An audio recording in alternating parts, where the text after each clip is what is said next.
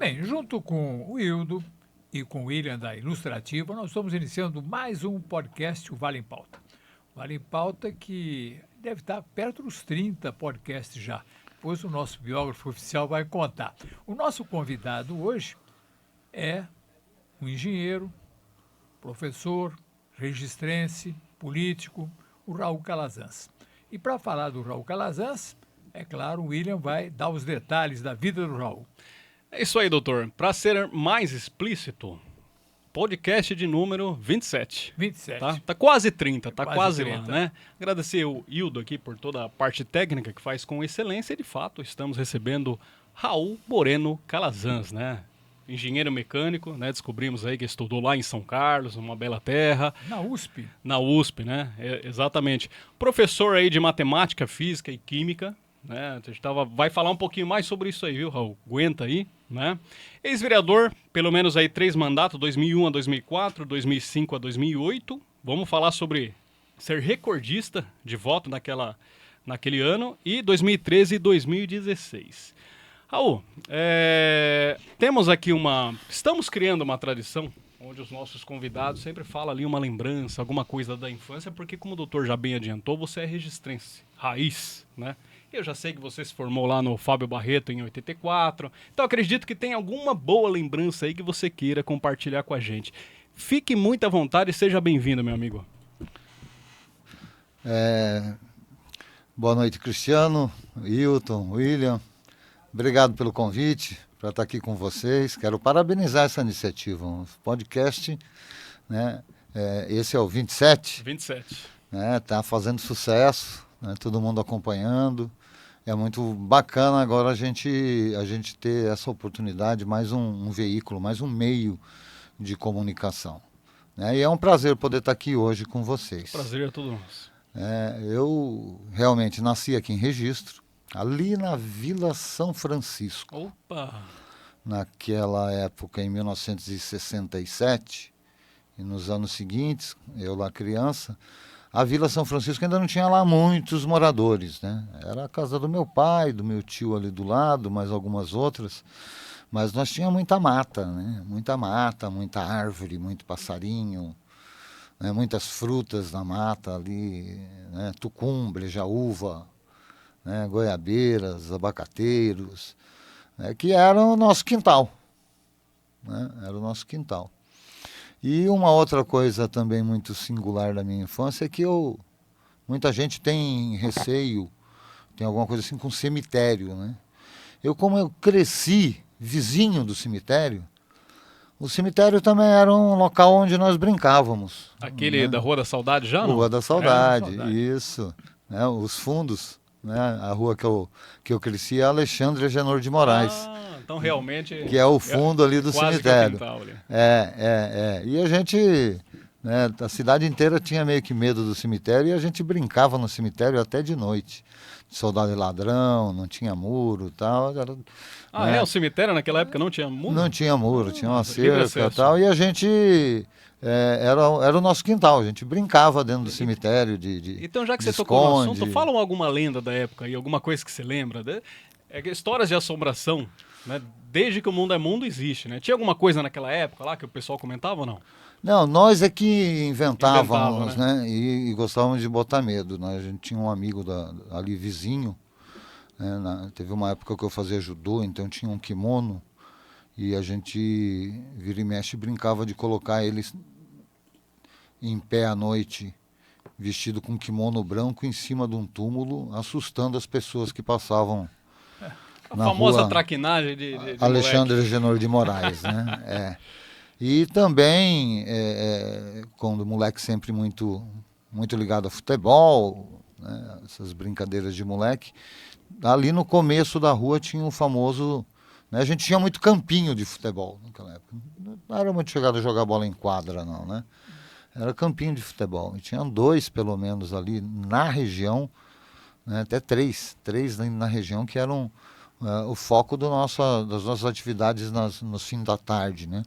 Tinha o famoso campinho do 13 de agosto. 13 de agosto é a escola que hoje tem o nome de Antônio Fernandes.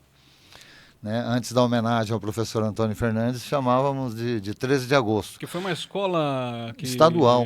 Inaugurada pelo Laudo Natel, se eu não me engano, não? Não me recordo, Né? eu acho que não, hein? Eu acho que é pós-Laudo Natel. Pós-Laudo Natel. Tá. Mas ali onde hoje tem o depósito do Ceará e todo aquele lugar, era um campinho de futebol, um raspadão ali, né? Que era o campinho do 13 de agosto.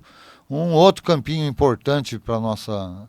É onde hoje é a casa do doutor, na esquina da Jerônimo Monteiro Lopes, lá em cima, do doutor Issal. Pessoal, A casa do doutor Issal. Nós ficamos muito bravos quando o doutor Issal começou a construir aquela casa, porque ali era o nosso campinho. Ih, rapaz, acabou com a alegria da molecada. Acabou com a alegria da molecada, né? Um abraço aí pro doutor Issal, para todo mundo, mas ali, na casa do doutor Issal, era um campinho bacana ali, que a gente também brincava. E também, do outro lado, lá, já pro lado da creche Nosso Ninho, embaixo onde hoje está aquele bairro, né, tinha um famoso campinho da creche, também que nós chamávamos. Era os 3 da redondeza onde a gente morava, onde a gente fazia as nossas peladas, ruas, os joguinhos do time da rua de baixo com o time da rua de cima e aí por diante. Mas foi assim, William e Cristiano, uma infância muito bem vivida ali na Vila São Francisco. Naquela época a rua era o nosso quintal, né? Era isso, as matas.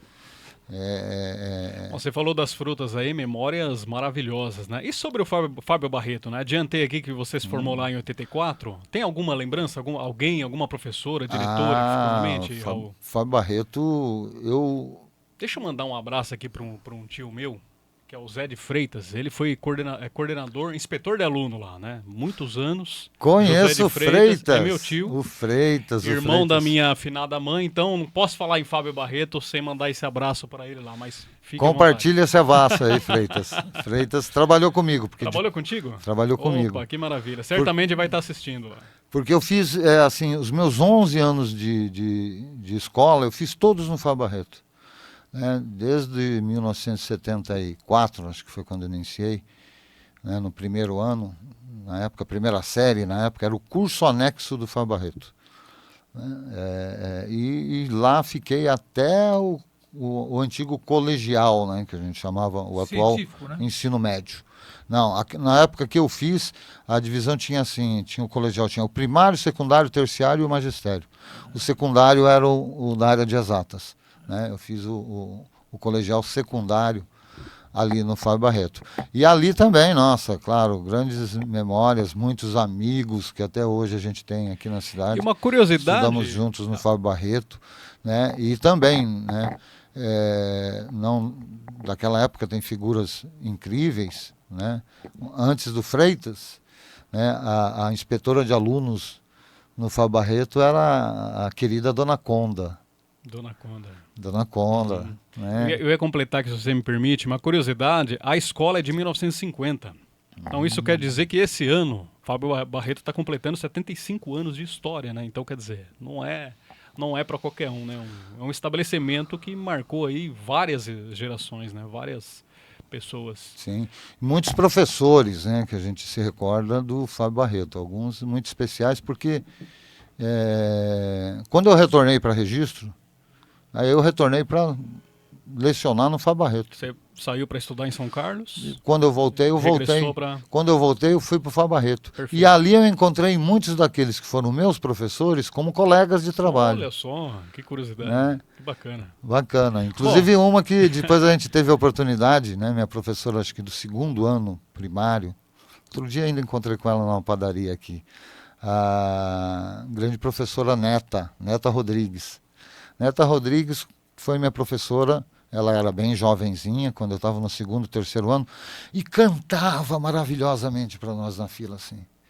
E era uma moça muito linda, com aqueles olhos azuis dela, né? Ela encantava a molecada, a gente ficava parado vendo ela. Nós ficava parado vendo a dona Neta cantar, porque ela cantava tão lindo, né? E depois voltei a trabalhar com ela no Fábio Barreto. E depois ainda, quando eu fui secretário de Educação, tive a oportunidade de, né, ser secretário municipal de Educação, Dona Neta estava lecionando na rede municipal de ensino. Eu falei assim, a nossa vida se encontrou em vários momentos, né, mas sempre ligada à educação, como professora, como colega de trabalho e depois como professora, onde eu estava como gestor. Só Raul, com- você quando saiu do Fábio Barreto, como é que foi a tua escolha por engenharia? Como é que você foi de vestibular? Como é que foi a vida nova lá em São Carlos? Cristiano, essa é sempre né, aí a adolescência é sempre uma fase muito conturbada de definições, né, de escolhas.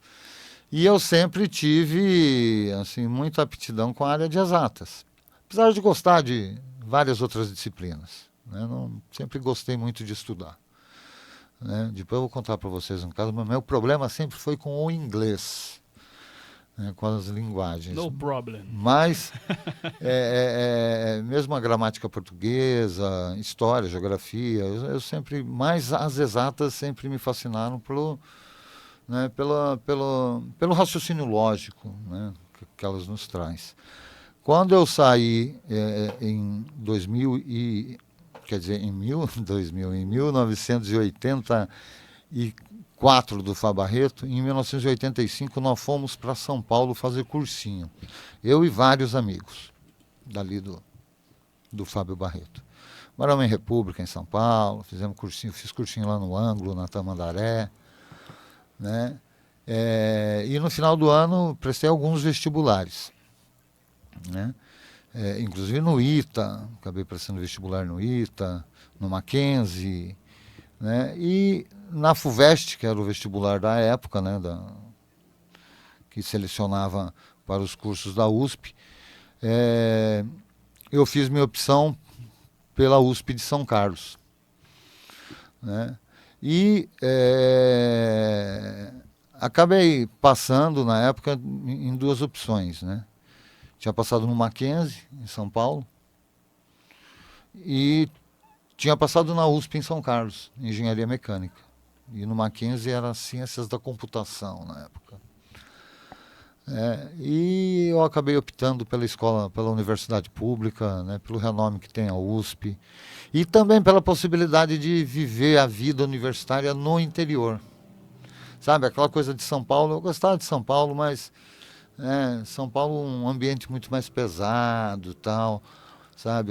Eu já sabia na época que era isso. Em São Paulo você não se encontra com seus colegas de universidade assim no dia a dia, né? No interior, em São Carlos, a gente teve a oportunidade de viver uma vida muito, sabe, muito próxima um do outro. Morar em república, ter várias repúblicas, uma vizinha da outra, as festas, os torneios, o movimento estudantil, que aí lá em São Carlos foi onde, né, a gente se despertou para a questão da política e da necessidade, né, da gente se mobilizar, se movimentar, atuar politicamente, né, para conquistar aquilo que a gente acha importante, né, para a sociedade, ou no caso lá para os estudantes da USP em São Carlos.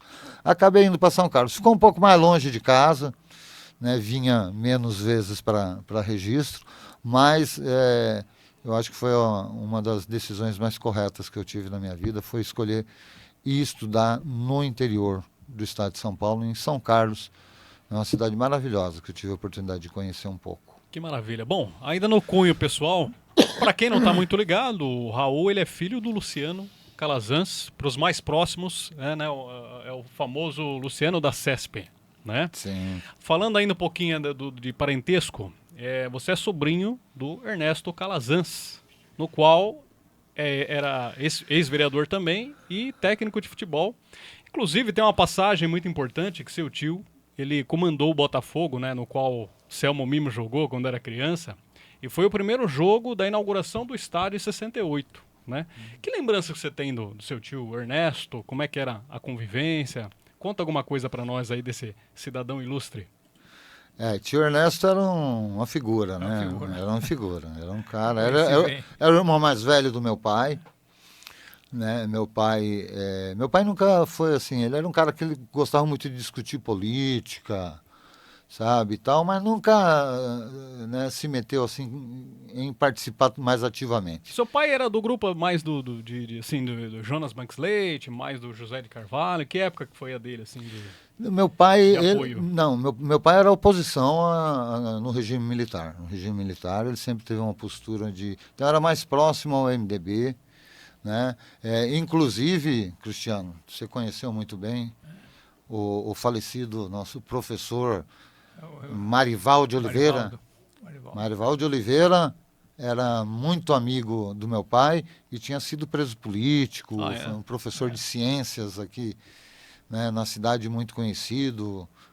Eu chamava também de professor Pardal. Era um cara de uma cabeça inteligente, brilhante. Marivaldo. E foi na mesa da minha casa, numa visita do professor Marival de Oliveira, que eu, no cantinho ali, eu, escutando a conversa deles, que eu ouvi as primeiras ideias sobre o socialismo. Né? Foi quando o professor Marival conversava numa visita com meu pai, que eu ouvi pela primeira vez, isso ainda pequeno.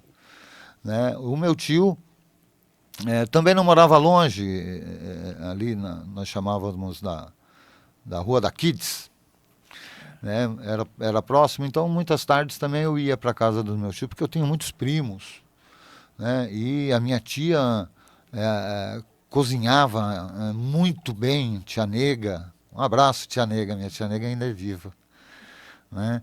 E algumas tardes eu ia para lá para tomar o café, brincar com os meus primos, né? Que eles tinham uma casa grande também, e tomar o café da tarde lá, né? Na casa da minha tia.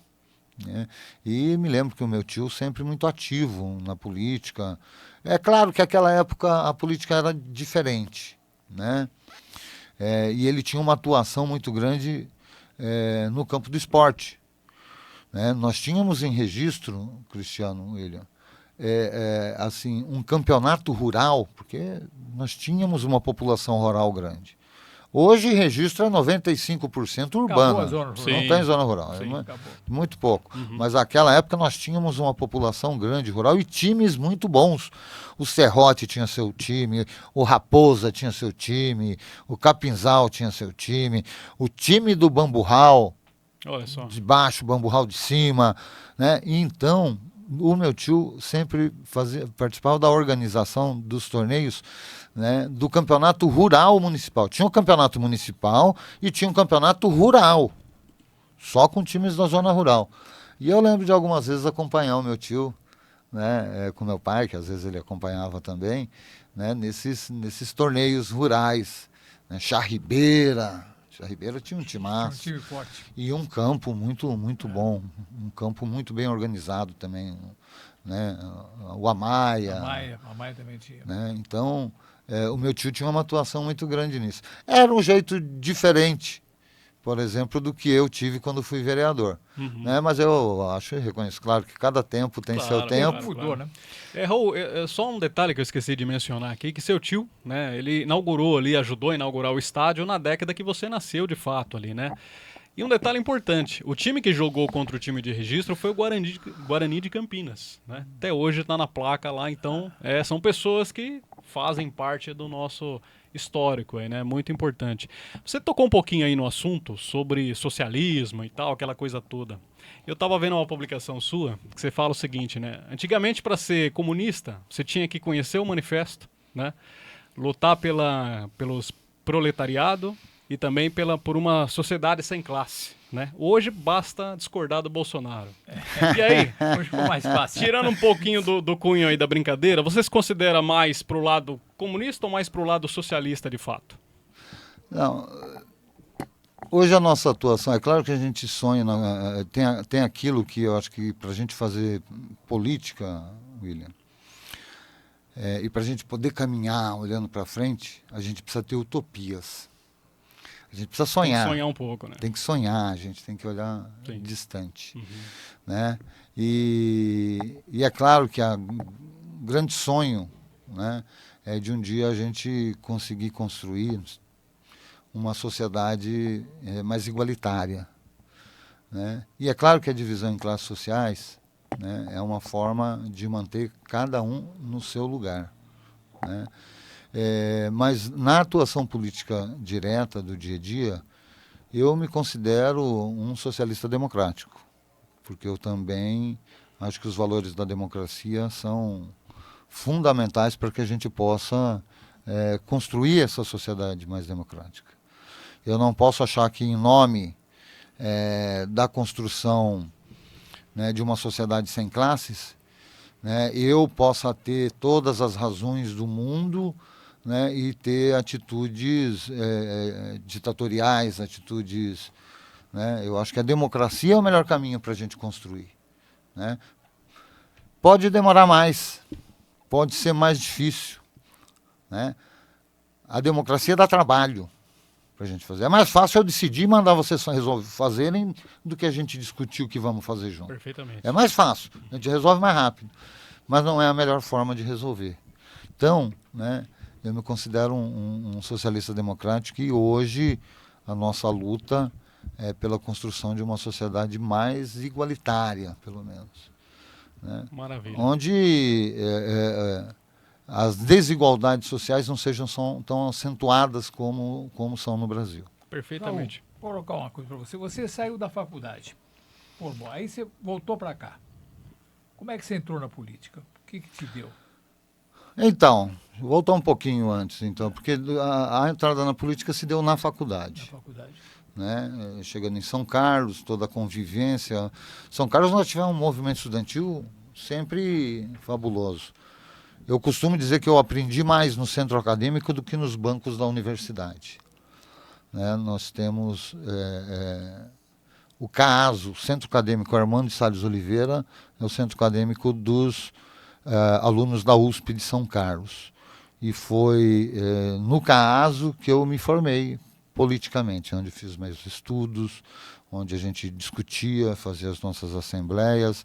Foi lá, e na luta concreta do dia a dia. Era na luta por moradia estudantil, grandes passeatas pelas avenidas de São Paulo, de São Carlos, porque as imobiliárias lá eram abusivas. Você tinha que pagar 5 meses adiantado para eles alugarem para estudante. Né, tinha que ter fiador, a gente não tinha fiador. Então, né, foi através dessa luta que nós conquistamos os blocos de alojamento estudantil dentro da USP São Carlos. É na luta por alimentação, né, saudável, pelo restaurante universitário, sabe? É nas lutas do dia a dia. É aí que a gente vai se forjando na política. E vai percebendo que só com a luta coletiva é que a gente constrói algo na política e pode obter sucesso. Então aí logo já no segundo, terceiro ano já entrei para a diretoria do centro acadêmico, né? Participei acho que de dois ou três mandatos, fui secretário-geral no centro acadêmico, organizamos amplos debates. Eu estava no centro acadêmico quando em 89 teve aquela primeira eleição direta do Lula contra o Collor, e nós fizemos, eu era secretário-geral do Centro Acadêmico, nós promovemos debates, né, com representantes das candidaturas, né, e foi lá também, né, que além de começar essa militância política, eu comecei também a ter contato com o magistério, porque o caso tinha uma estrutura fantástica, a gente conta aqui e ninguém acredita. Nós tínhamos, William, um setor de vendas, nós tínhamos uma gráfica própria nossa, nós tínhamos um cineclube, um laboratório de fotografia, um laboratório de silkscreen, e nós tínhamos um curso colégio supletivo, que era o maior de São Carlos. Os filhos dos bacana de São Carlos estudavam no CAASO. E nós, estudantes, dávamos aula, e alguns professores da universidade, que também já tinham sido estudantes no caso, davam aula. Então foi ali que eu comecei a dar aula de matemática, física e química no curso colégio e supletivo. E olha, interessante, nós tínhamos uma grana, o caso tinha grana. Por quê? Porque nós cobrávamos das famílias ricas de São Carlos para os filhos deles estudarem na nossa escola. E essa grana era revertida para a gente pagar movimento, para a gente pagar 10 ônibus, para lotar de gente ir para a cidade universitária fazer a greve das universidades públicas em 98, contra o Quércia, né? Que foi a grande greve pela autonomia universitária. Foi quando nós conquistamos a vinculação, né, de parte do imposto do ICMS para as universidades paulistas, né, a USP, Unicamp e Unesp. Foi uma grande greve. E nós, né, Na hora de contratar ônibus para a gente ir para São Paulo fazer movimento, a gente tinha grana porque a gente tinha o cursinho, a gente tinha o colégio, a gente Quer fazia dizer, movimento. deu resultado, fazia... criou estrutura, estrutura. aquele bichinho da política te picou E definitivamente. tínhamos também um salão social, um bar enorme, que era o maior bar de São Carlos. Naquela época, quando a gente ligava para a Brahma para pedir cerveja, porque a gente ia fazer algum evento, em 2 horas eles entregavam, porque nós éramos os melhores clientes da Brahma. E ali, bebia demais, né? muitas festas, muitas bandas. Isso ajudava a molecada a abraçar a causa, Sim, ir para cima sim, fortalecer sim. o movimento? Raul? Sim, claro. O pessoal tinha um conjunto de unidade muito, uma coisa assim muito... e pelo fato, né, de São Carlos ficar um pouco distante e tal, muita gente passava os finais de semana lá. E aí a gente se reunia Acabava no final sendo de a semana. família, de fato, né? Ficava todo mundo junto. Legal. Isso mesmo. Bom, adiantando um pouquinho, que ano que você se filiou, né? E o motivo da escolha do Partido dos Trabalhadores? Então, essa discussão sobre o partido a gente já começava a ter lá no movimento estudantil. Participei de algumas campanhas lá em São Carlos. Costumo lembrar, hoje vereador lá em São Carlos, Lineu Navarro, participei da primeira campanha quando ele foi eleito a primeira vez, acho que foi em 92. Lineu, um grande companheiro meu, né? A gente começou participando de algumas campanhas lá mesmo, em São Carlos ainda, se aproximando então você lá já do tem mais PT, de 30 anos de filiação. né? Mas eu fui me filiar em 94, quando eu voltei para registro. 31, né? Quando eu voltei para registro. Sim. Em 94, quando eu voltei para registro.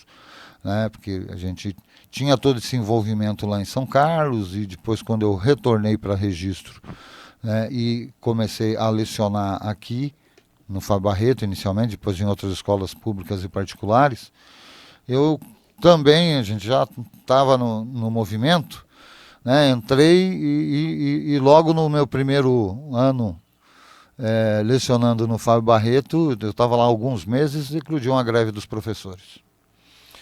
E aí eu já entrei de cara na POESP, no Sindicato dos Professores. Opa, é comigo mesmo. Né, e me tornei coordenador da subsede da POESP e diretor estadual da POESP.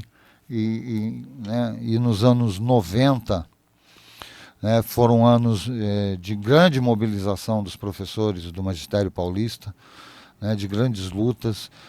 E nós também, lotava 10 ônibus aqui de professor para ir para São Paulo. Eu me recordo um dia que o Cristiano me botou ao vivo no programa, eu estava lá no MASP, na Avenida Paulista, o antigo governador tinha mandado a cavalaria tacar bomba de gás em cima de nós lá, nós estávamos lá, e aí as televisões todas cobrindo ao vivo, né? Eu liguei para o 99 cobrindo também. A 99 também, mas aí foi importante, Cristiano. Quero agradecer, inclusive, porque a gente estava com muita gente lá. Tinha vários ônibus de várias cidades daqui.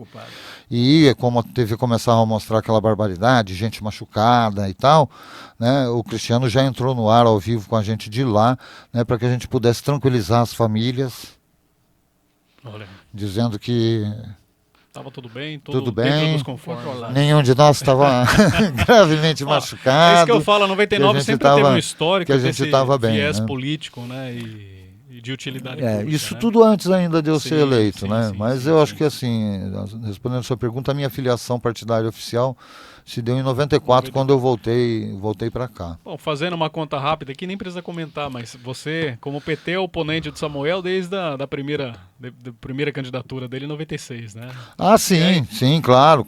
Aí cada um tem o seu, né, sua linha de pensamento. Sabe que, olha, eu tenho profundo respeito por todos os meus adversários políticos. Legal. Porque eu não os considero como inimigos.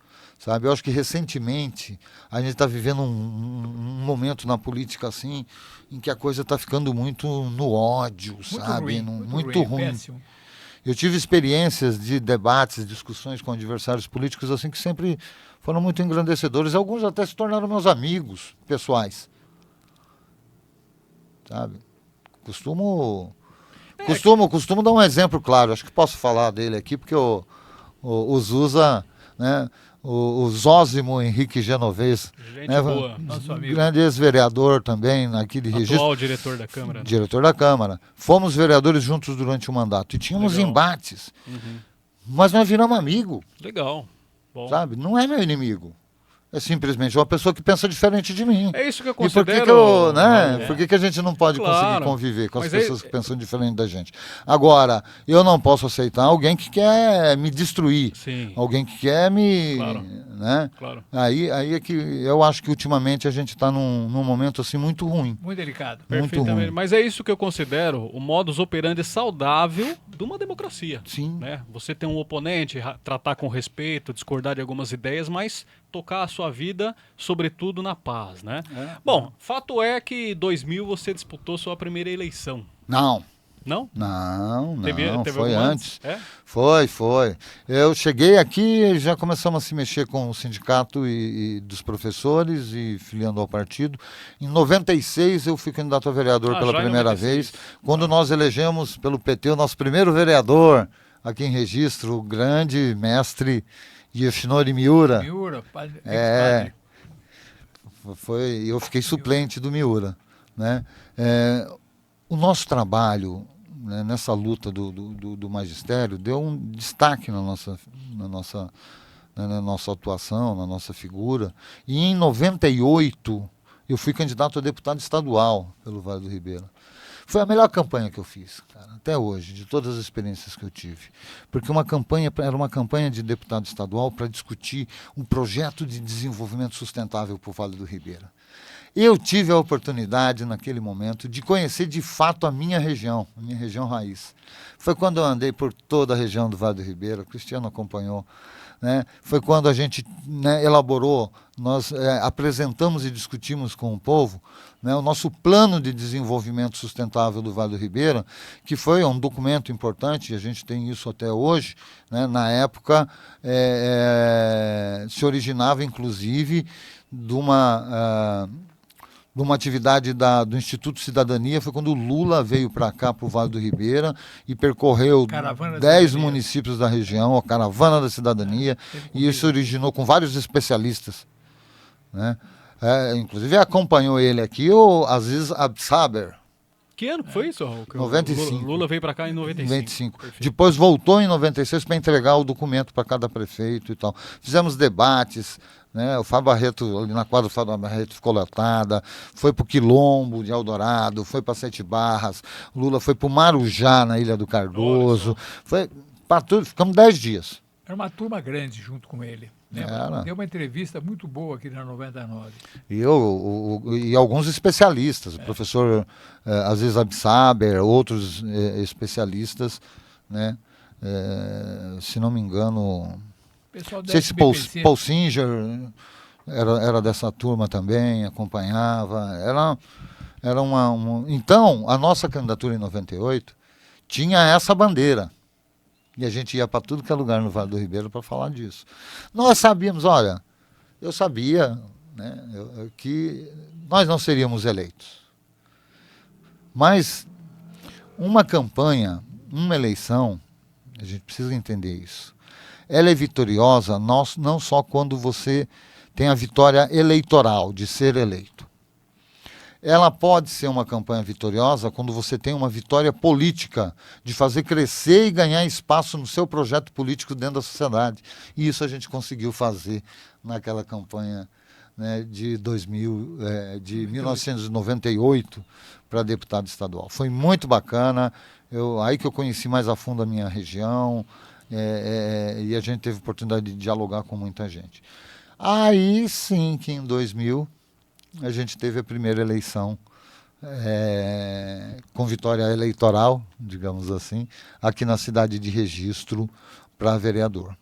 Foi a primeira eleição, foi quando o Samuel foi reeleito e eu fui eleito pela primeira vez em 2000. Perfeito. Aí você ficou de 2001 a 2004, né? 2001 a 2004, uma oposição ferrenha. Ferrenha, né? Opa, Cristiano, quando eu sempre tive espaço aqui, né, como eu te disse, a gente tinha muito espaço, até nos jornais, na época, nesse mandato, que a gente tinha aqui, tinha o Jornal Regional, tinha o Jornal em Revista, tinha os 3 jornais Notícias aqui. do Vale. Tinha Notícias do Vale, né, e todos eles noticiavam os acontecimentos políticos da semana. Era um jornal semanal. Né, Que jornal, saudade do jornal físico, impresso. político, né? Né, então... Né, estávamos recordando antes de começar aqui as inúmeras charges que o Cesari fazia no Jornal Regional da atuação política da gente, sempre fazendo oposição ao governo então do prefeito Samuel naquele momento. Cesari desde o Tribuna do Ribeira, né? Que o cara mandava muito. E aí eu vim aqui, o Cristiano às vezes chamava a gente para alguma entrevista quando tinha alguma coisa, né, interessante para que a gente pudesse dialogar com a população. E ele anunciava as entrevistas assim: hoje, entrevista com o vereador Raul Calazans, não percam, é nitroglicerina pura. Ele Dá uma audiência. Quer dizer, o couro ia comer, a chapa ia esquentar, né? Era Bom, divertido. fato é que na sua próxima reeleição, digamos assim, a sua primeira reeleição, melhor dizendo, né, que você ficou de 2005 a 2008, você foi recordista de votos, né? Até marquei aqui 1.292 votos. Isso. Como que foi esse processo aí? Como que foi você receber? Porque é um título, né? Acaba Sim. sendo um título, né? Ser recordista de voto. Como é que você encarou isso na época? Foi um momento muito, muito especial, né? Essa eleição de 2004, novembro de 2004, eu fui para a reeleição e foi a primeira vez que nós também do PT tivemos uma candidatura competitiva. A Sandra foi nossa candidata, né, e teve uma candidatura muito forte. Nós chegamos muito perto da vitória naquela eleição lá contra o Clóvis, né? E o trabalho que a gente tinha feito ao longo dos 4 anos anteriores, né, nos credenciava também e tinha uma receptividade muito, muito positiva por parte da população. E esse resultado eleitoral, né, essa eu costumo dizer que foi a melhor campanha do ponto de vista assim, do arranjo coletivo dentro do PT e dos aliados que nós fizemos, né? Todos os companheiros da chapa também entendiam que a minha candidatura tinha uma certa prioridade para ajudar a puxar os votos, né? Então eu era o cara que naquela campanha falava em todos os comícios, eu era o cara que tinha algum espaço maior na rádio. Mas isso, de modo algum, nunca foi imposto por mim ou pela Sandra como candidata. Era natural. Foi, inclusive, acordado, né, dentro da chapa, né, é importante. E foi importante, porque com esse resultado, esses 1.292 votos, William, nós conseguimos eleger 3 vereadores. Foi o recorde aqui no... Né, do PT. E um do PCdoB. Tá? Você e mais quem? Naquele momento, a Câmara, que tinha 17 vereadores, houve uma redução para 10. E nós aumentamos de 1 para 3. Nós fizemos 30% da Câmara. Quer dizer, Né? Foi quando representativo. foi quando eu fui reeleito. Marcos Portela, meu grande camarada, foi eleito. E Otávio Shimoda, do PCdoB, que estava na nossa coligação. Que hoje é o presidente, né? Do PCdoB. Do PCdoB. E do Sindicato dos Servidores Municipais. Perfeitamente. Isso. Também foi eleito. Então nós fomos eleitos já com, né, 3 vereadores eleitos pela nossa bancada. E, né, com um sentimento assim, meio amargo de quase ter ganho a prefeitura. Faltou muito pouco. Aquela eleição, todo mundo dizia, se tivesse mais 10 dias de campanha, nós tínhamos virado. Porque estava num clima muito favorável na reta final, estava indo muito bem, a Sandra estava muito preparada, como sempre, né? Bacana, como sempre, bacana. Foi uma candidata muito preparada para, né, nos representar. Então, aí é que começa a discussão sobre a presidência da Câmara. Depois da eleição, os 10 vereadores eleitos teriam que decidir a presidência da Câmara. Né? Eu já comecei a disputa com 3 votos, né? Porque eram os nossos companheiros. E aí, o vereador Chiquinho, do Serrote, que tinha sido vereador comigo no anterior também tinha sido reeleito, embora fosse da bancada do Samuel, tinha muito respeito pelo meu trabalho e tal, me conhecia do dia a dia. Logo de pronto o Chiquinho falou, Raul, eu estou com você é o nosso candidato. Já fiquei com 4. Né? Na sequência... Isso já no primeiro biênio? Sim, não, isso entre a eleição de 2004 e o final do ano, porque no dia 1º de janeiro se faz a eleição da mesa. Certo. Né? Isso já visando 2005, 2006. Exatamente. Né? Seria a eleição biênio. para o primeiro biênio na Câmara. Logo em seguida, também dialogando, um grande amigo, embora de outro partido também, o Dito Castro, também veio se somar com a gente. Então nós ficamos com 5. Essa é uma história interessante, né, da Câmara Municipal de Registro. Nós ficamos com 5. E do outro lado, a minha adversária, na disputa, era a saudosa e querida Dona Marioca. Né? E Dona Marioca tinha lá o apoio do grupo ligado ao prefeito eleito. Né? Também muito expressiva, muito popular. Nossa, Dona Marioca, gente, depois eu vou falar mais, contar mais um caso sobre Dona Marioca que até me emociona. Né? E Dona Marioca... Cuja filha, Dona Marioca, era operadora aqui da 99. Ah, é? Olha, essa eu não sabia, nossa. hein? Que legal, bacana. E então, do outro lado, tinha a Dona Marioca com mais 4 vereadores. Que, se não me engano, era o vereador Diabinho, o vereador Fred, o vereador Zusa, exatamente. Era o Zusa? Vereador Zusa e o vereador Newton Hirota, que estava ali, meio que, né, vai e não vai. O partido Newton Hirota, algumas pessoas próximas a ele me apoiavam e queriam que ele votasse em mim. E o Newton, sempre nesse jeito dele bastante cauteloso de fazer política, vamos chamar assim, né, foi adiando a decisão. No dia 30, no último dia do ano, no dia seguinte seria a eleição da mesa, eu já achando que não ia ter mais jeito, porque estranhamente aquela Câmara tinha 10 vereadores, então poderia empatar, e era o que estava se configurando, um empate de 5-5. Primeiro critério de desempate era a idade. Dona Marioca assumiria. Né, que eu recebo a notícia na noite anterior, já no meio da ceia de final de ano, que, né, um dirigente do partido dele foi até minha casa e me disse que o Newton decidiu. Aí eu perguntei, o que o Newton decidiu? Ele decidiu que não vai decidir, ele vai se abster. Quer dizer, no tabuleiro de xadrez dele, falando a linguagem dele, o peão foi passear um pouco.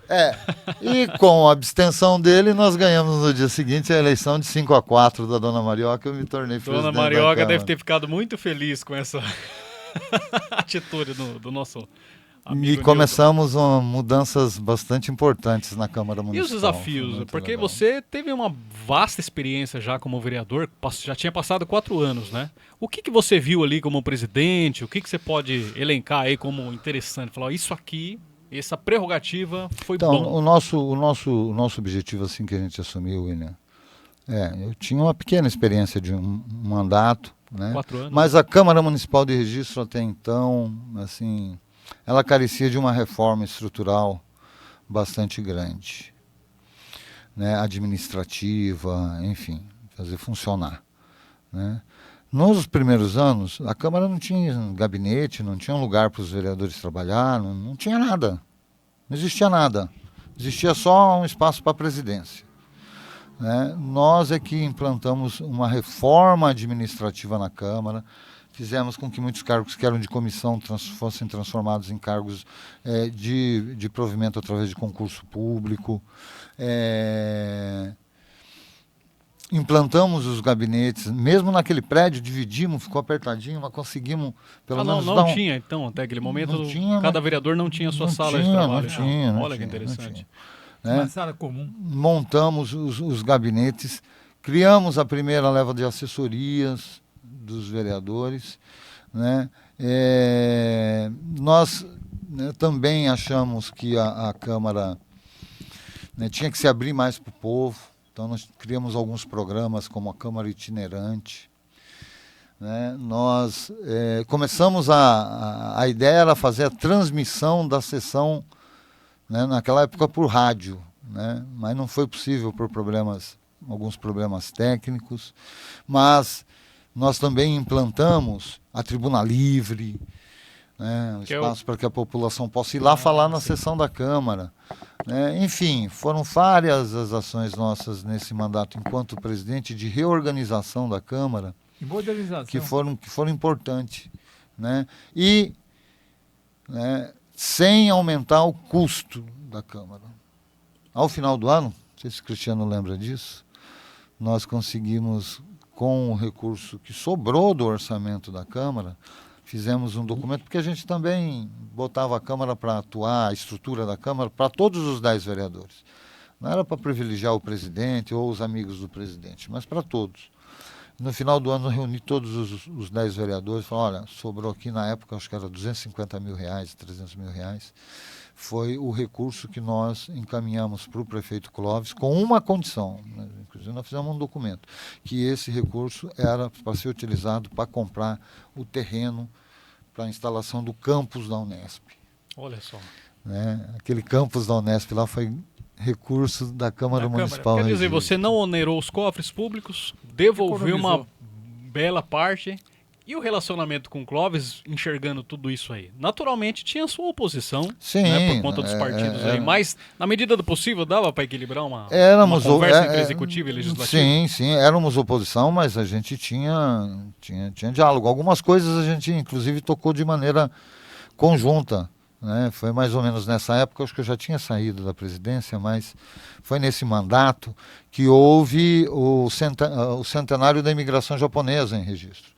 Nós fizemos uma comitiva, fomos para Brasília, conversamos com o senador Mercadante, conseguimos recursos para a implantação de algumas obras, fizemos algumas coisas em conjunto, né?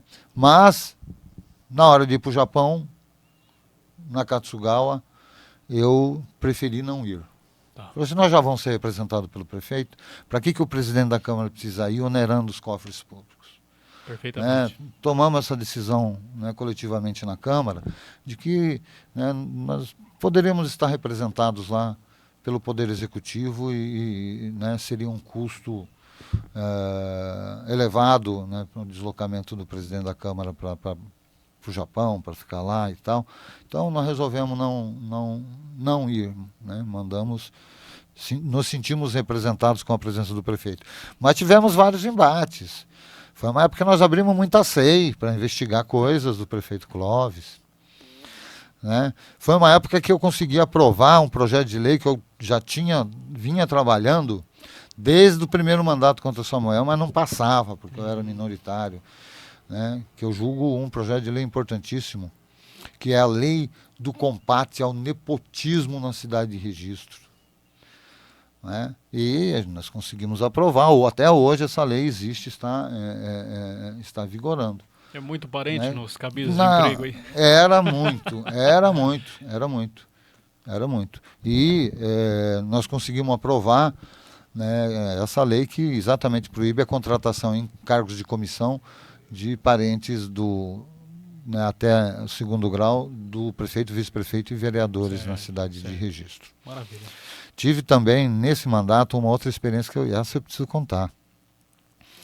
Aí não era diretamente da presidência da Câmara, mas do mandato, que eu e o vereador, o companheiro do PT, Marcos Portela, nós inauguramos uma coisa que nem no PT, até hoje eu não ouvi falar. Eu falo dessas experiências nos nossos encontros partidários e nós chamávamos de mandato conjunto. Não existia o mandato do Raul Calazans e o mandato do Marcos Portela. Era o mandato do Raul com o Marcos. Tudo nós fazíamos juntos. Tinha uma indicação, nós dois assinávamos junto. Um projeto de lei que elaborava, eu chamava o companheiro para tudo junto. Ele marcava. Você conhece o Marquinho. O Marquinho é um companheiro que trabalhou muito em toda a cidade, mas muito especificamente no Arapongal, que é o bairro dele, né? Então, tudo que tinha lá no Arapongal, ele me chamava, nós ia fazer reunião junto. Nós fazíamos reunião junto no Bloco B.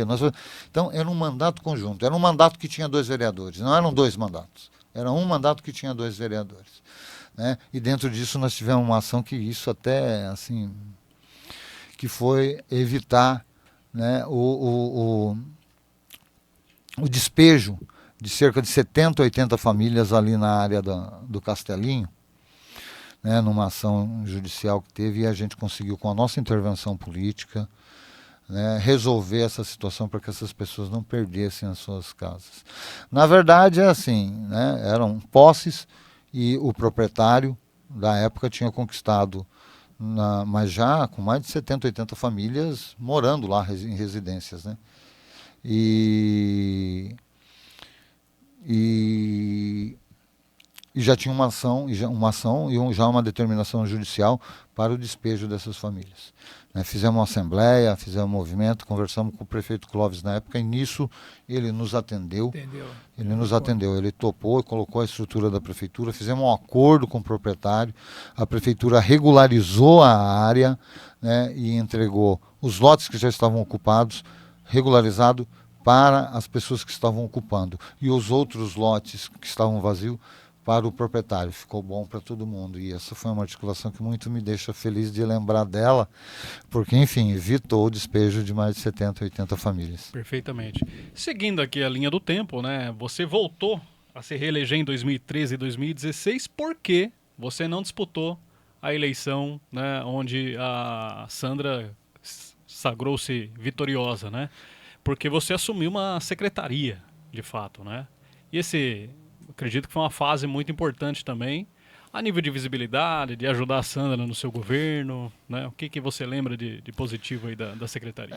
Então, em 2008, na eleição de 2008, eu não fui candidato porque eu ocupava a mesma função que eu ocupo hoje de coordenador regional do PT, o que a gente chama no PT de macro-região do PT.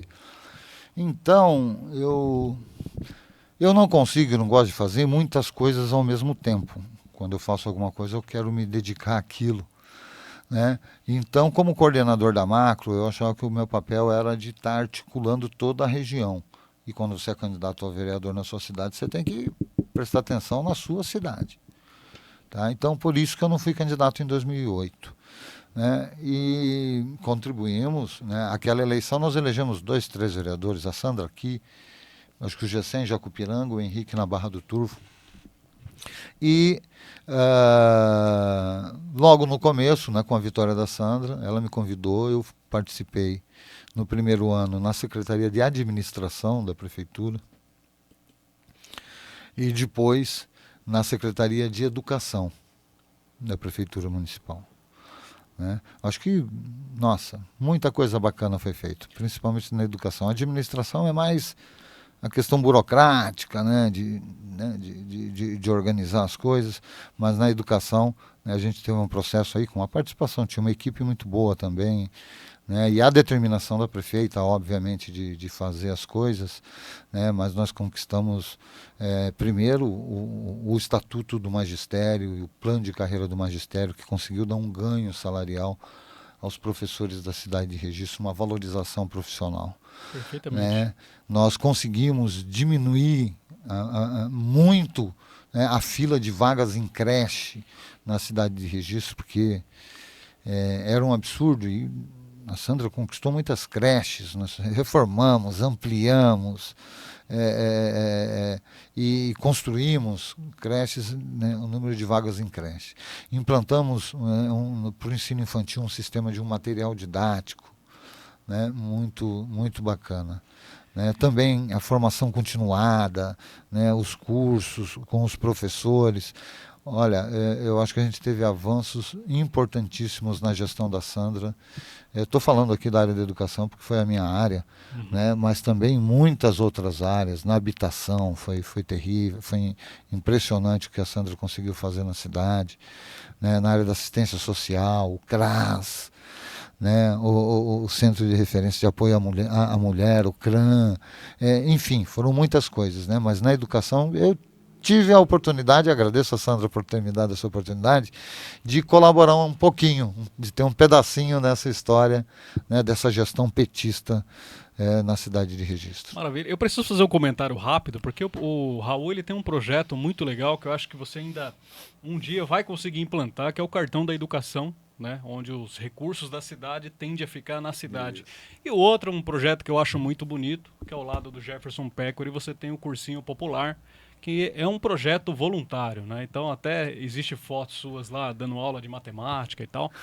E assim, é bacana para quem vê, né? Porque a política proporciona situações como essa, né? A visão de quem está dentro de quem já esteve, social da coisa. quem já deu aula, quem já esteve unido ali, que é o cartão da educação, e também o Cursinho Popular. Se você quiser fazer algum comentário rápido Então, sobre... eu acho que é importante a gente dizer, o cartão de educação, lá no começo, quando eu estava na secretaria, a gente tentou, mas ainda havia, assim, por parte do jurídico, naquele momento, algum receio, né, com relação ao Tribunal de Contas e tal, né, mas depois que várias cidades implantaram, eu, enquanto vereador,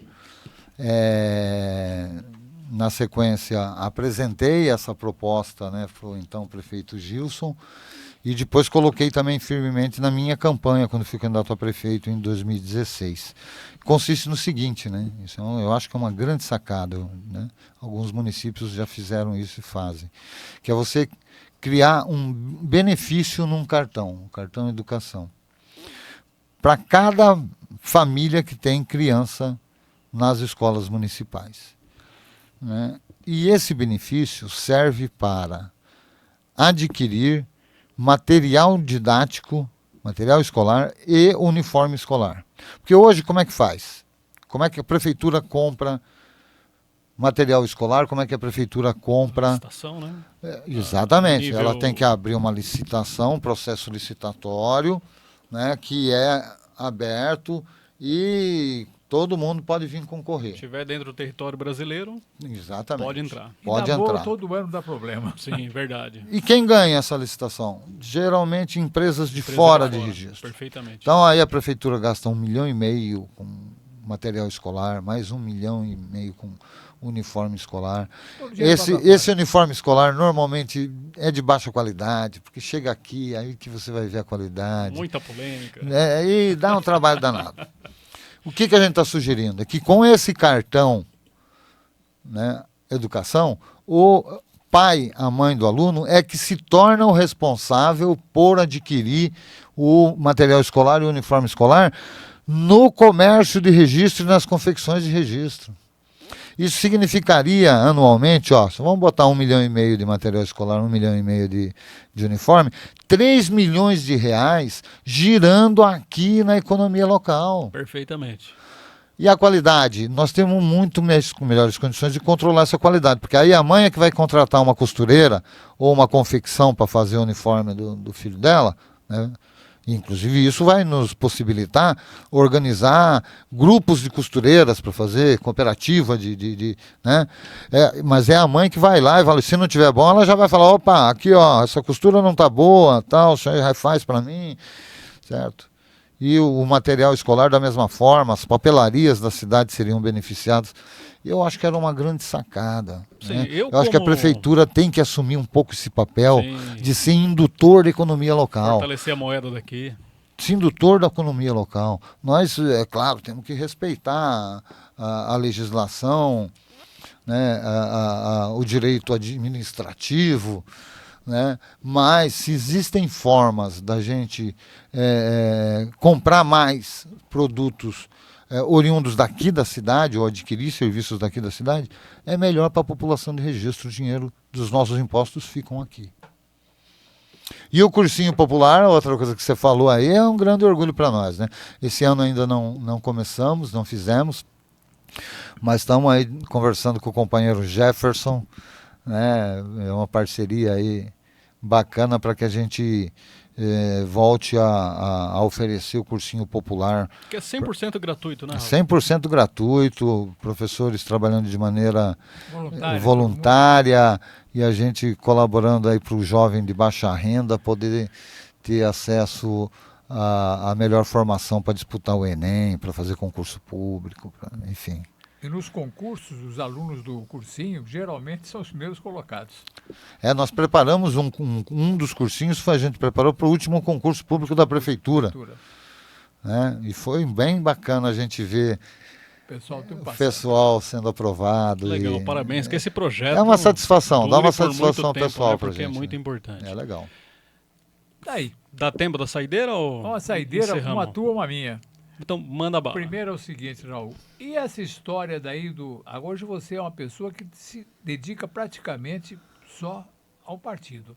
Você está com a Macro. Explica para o pessoal o que é essa Macro, que você toma conta de tudo da região.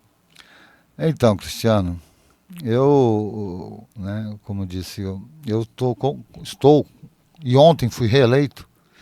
Né, ontem nós tivemos o PED, o processo de eleições diretas, o PT votando, os filiados do PT votando no Brasil inteiro. Né. Aqui um parênteses, hein, Cristiano? É um orgulho, porque é o único partido que tem um processo de eleições diretas para eleger a sua direção partidária. O filiado do PT vai lá no Brasil inteiro e vota para presidente nacional, chapa nacional, presidente estadual, chapa nacional, presidente municipal, chapa municipal, coordenador da Macro, chapa da Macro. Dá um trabalho danado, né? E nesse processo, o Lula vota. Né? O Lula vota também. Mas o voto do Lula vale igual o voto de cada filiado do Partido dos Trabalhadores. Então não tem cacique. Né? É articulação. Quem fizer a melhor campanha, quem tiver as melhores propostas, conquista os votos dos filiados e passa a dirigir o partido. E eu estou dizendo que ontem eu fui reeleito, coordenador do que a gente chama de macro-região. A macro-região do PT, né, incorpora aqui 15 municípios, desde Itariri, aqui na Baixada, até Barra do Turvo e Poranga, né, lá no mais próximo já da divisa do Paraná e do Alto Vale. E o nosso papel é apoiar os diretórios municipais, ajudar na organização, orientar, né, essa organização, desenvolver atividades de âmbito regional.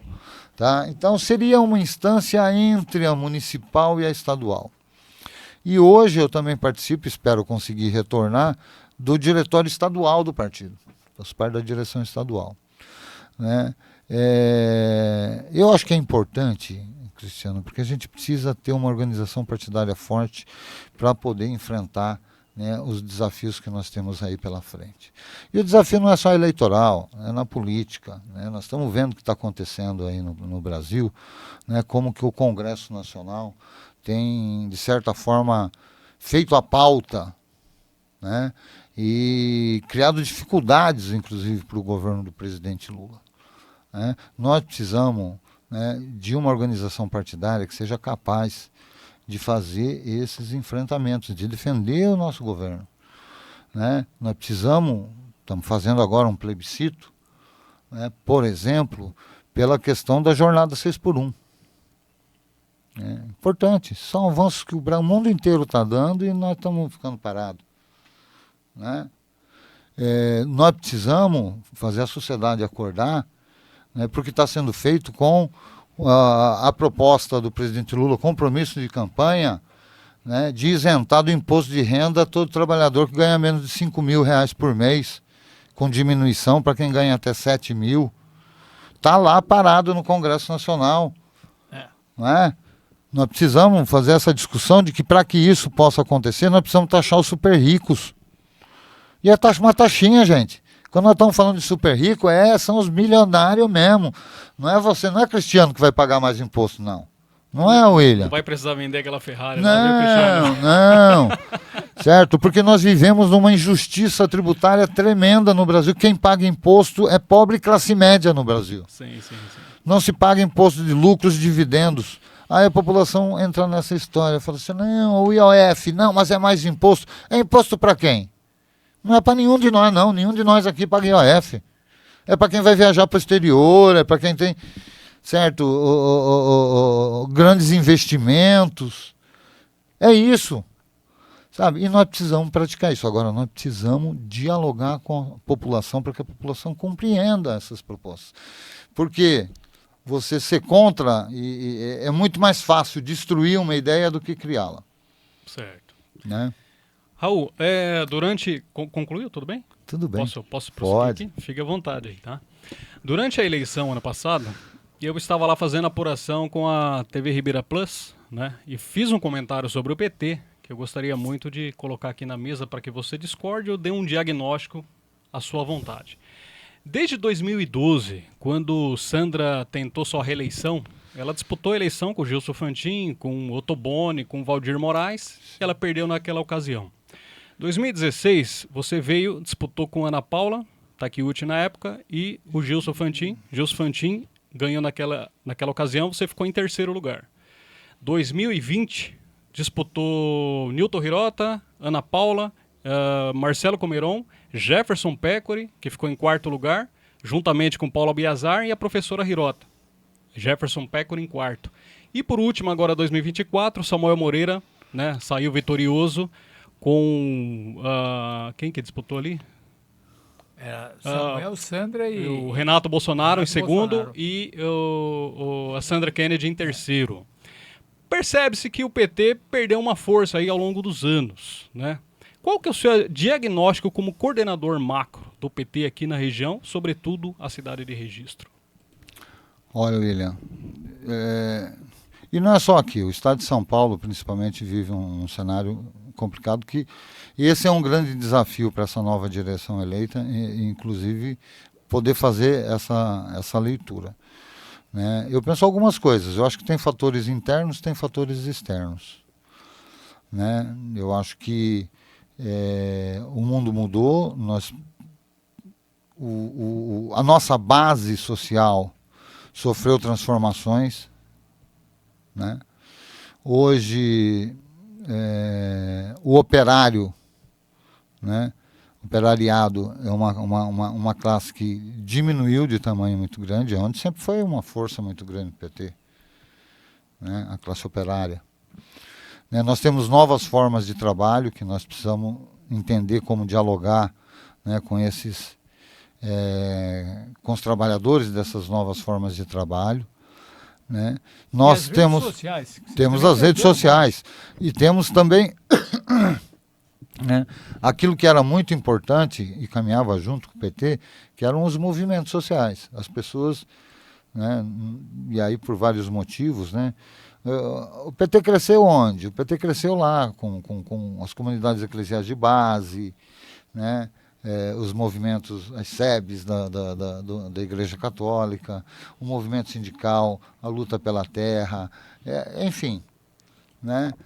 Tudo isso, de um tempo para cá, né, com algumas exceções, obviamente, né, mas diminuíram a sua força. Né? O PT não soube entender, talvez, os novos tempos em alguns momentos. Né? E nós tivemos, por exemplo, né, quando você fala de 2012, até hoje, eu acho que assim, a melhor administração que a cidade de Registro teve foi a administração da prefeita Sandra, né, que não conseguiu se reeleger. E uma vez eu ouvi uma fala do presidente Lula num encontro em Osasco, se não me engano, que ele estava falando para os candidatos a prefeito exatamente isso. Ele falou assim: olha, companheiros, eu já vi muita administração mais ou menos conseguir se reeleger. E eu já vi muita administração porreta boa não conseguir se reeleger. Porque não é só a administração, é fazer a política. É fazer a política. Né? Então, eu acho que o Lula estava completamente correto. Né? Você tem que ir muito bem na política. Às vezes, uma gestão, né, muito articulada politicamente, com uma administração mais ou menos, consegue se reeleger, e o contrário, não. Né? Mas, assim, tem fatores internos, né, tem fatores externos, o avanço, né, e aí também, né, tem fatores que são... Né, a questão do avanço da extrema-direita, inclusive, no cenário mundial. Quando que a gente ia imaginar que um maluco que nem o Trump pudesse ser reeleito presidente dos Estados Unidos, ser eleito novamente, presidente da maior potência do mundo, né? Tem uns outros doidos por aí, esse Milei na Argentina, né? Nós tivemos aqui também essa experiência que foi terrível, gente. Né? Terrível, para nós terrível, inclusive do ponto de vista da nossa existência. Né? Porque nós, em plena pandemia, nós tínhamos um presidente que zombava de vacina, que né, dizia que não era coveiro, que brincou com a vida do povo brasileiro. Então, né, mas eles têm a sua sedução diante do povo. Né? Eles seduzem, e nós não conseguimos reagir a isso. Né? Ainda bem que nós temos uma figura que é o Luiz Inácio Lula da Silva, que é um cara que é extremamente carismático, tem uma empatia com o povo, a população, né, se sente nele representada, né, reconhece as suas origens, a sua trajetória, né, e ainda nós temos o Lula que conseguiu voltar, né, à presidência em 2022 e, né, com muita luta agora, como eu disse, está tentando recuperar e reconstruir, né, as políticas públicas do governo federal. Os companheiros que estão lá em Brasília dizem que, você chegava no Ministério da Saúde e não tinha nada, estava destruído, fisicamente dentro do Ministério. E assim muitos outros ministérios. Né? Então, é um desafio, eu não tenho a resposta, como é que resolve isso? Né? Mas nós precisamos... O diagnóstico é o dia a dia, é o trabalho, né? Sem dúvida. É função dessa direção, né? Fazer. Belo bate-papo, e eu queria reafirmar que esse projeto ele tem um viés político muito grande no seu DNA, mas com muito respeito, viu, Raul? Sempre com muito respeito, todos são bem-vindos, seja da esquerda, da direita, do centro. A gente espera ter muitos convidados aqui, lógico que são perguntas que o povo quer saber, e tá aí a oportunidade de responder, né? Mas, de fato... Doutor, Eu acho que já o microfone é para você dar a sua despedida. Perfeitamente. Agradecendo aí o William, o Hildo daqui a pouco vai dar o tchauzinho tradicional dele. Um bate-papo muito bom, né? Fique à vontade, Raul, para suas considerações finais, falar o que você quiser. Tá, eu acho que é bom. Vocês acharem que eu estou me alongando demais, porque eu já vi o Hildo mostrar ali, ó, negócio do tempo aí e tal, e a gente fala muito mesmo, quando, né? A gente acaba... Mas foi muito Não, eu quero agradecer, acho que foi legal aqui, vocês fizeram me lembrar de coisas lá do passado. Esse é o objetivo. E discutir um pouco também aqui as coisas relevantes aqui, né, do presente que estamos vivendo. Né? Eu quero dizer agora da minha disposição como reeleito coordenador aqui da Macro, Cristiano, né, de voltar a percorrer o Vale do Ribeira, vamos de cidade em cidade, vamos dialogar com os companheiros da direção municipal que foram eleitos, né, vamos ter que, né, voltar a fazer o PT forte, dinâmico e atuante junto à população aqui no Vale. A gente precisa dialogar com a população. E a primeira pauta que nós precisamos dialogar com a população é justiça tributária. É isso que eu falei. Tá? Isso é fundamental. O pobre tem que pagar menos imposto. Não, a classe média não pode ficar carregando o país com tanto imposto. E os super ricos, poxa, é assim no mundo inteiro. Tem gente que fala, só para concluir, fala assim, não, mas vocês ficaram falando desse negócio aí de cobrar imposto dos bancos, das hedgetechs e dos bitcoins, né? Se ficar cobrando imposto dos super ricos, os caras vão pegar o dinheiro deles e vão embora do país, né? Vão aplicar em outro lugar.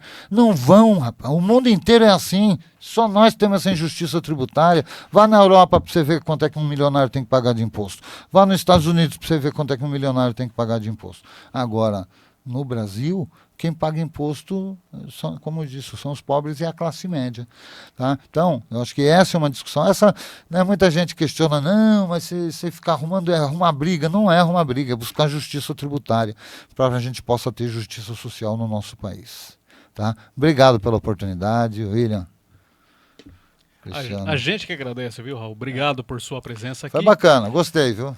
Também gostei. Foi Nós também. muito As entrevistas no Povo no Rádio são sempre mais rapidinhas, tá? Mais diretas. Aqui, é para aqui isso dá que pra existe esse conversar um projeto, para deixar um pouco mais comprido, Folgado. digamos assim, e falar sobre Legal, parabéns. vários vieses aí, né? Doutor, monstro sagrado do rádio, obrigado pela oportunidade. Obrigado você, né? o Hildo. Hildo, e o Raul. seu tchau aí, que é sagrado, né? Hildo Júnior, esse é o cara da técnica, viu, gente? Esse é o cara da técnica. E, por favor, deixa seu like, compartilhe, tá? Que certamente semana que vem estamos aí de volta, né, doutor? Porque a Mais gente um gosta de podcast. fazer isso aqui, né? A gente A gente tá criando gosto nesse negócio aqui, tá bom, gente?